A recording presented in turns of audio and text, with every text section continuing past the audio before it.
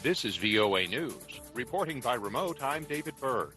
British Prime Minister Boris Johnson has urged fellow leaders to call their negotiating teams at the UN climate talks in Glasgow with instructions that would allow them to clinch an ambitious deal to curb global warming.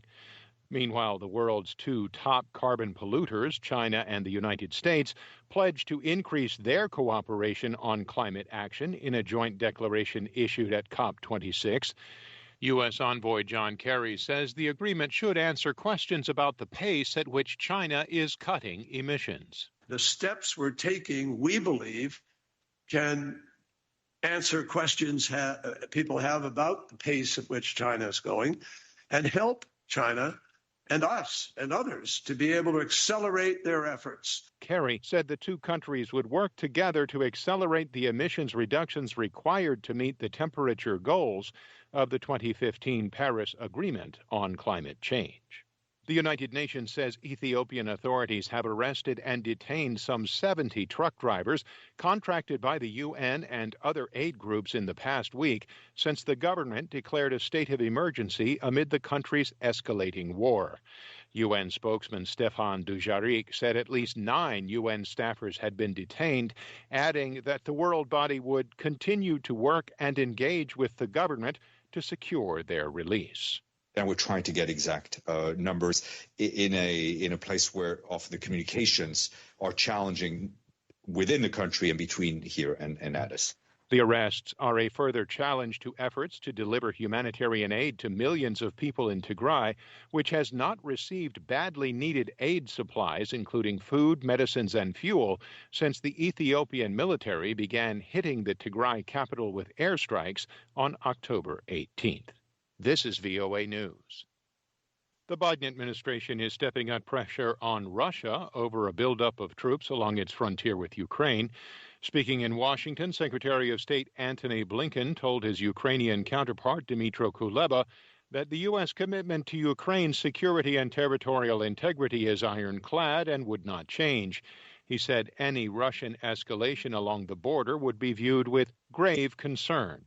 We continue to support de-escalation, in the region and diplomatic resolution to the conflict in eastern Ukraine. The Ukrainian foreign minister said what is unfolding in Europe now is a very complicated thing with many elements to it. He noted the use of cyber attacks, the spread of misinformation and disinformation aimed at destabilizing democracies, the use of migrant populations to foster unrest, and the movement of troops. European Commission head Ursula von der Leyen said Wednesday that the European Union would widen its sanctions against Belarus, targeting both people and entities. Von der Leyen, speaking after a meeting with U.S. President Joe Biden at the White House, said the situation on the border between Belarus and Poland was not a migrant crisis, but an attempt by the authoritarian regime of Minsk to destabilize its neighbors. This is a challenge to the whole of the European Union. And this is not a migration crisis.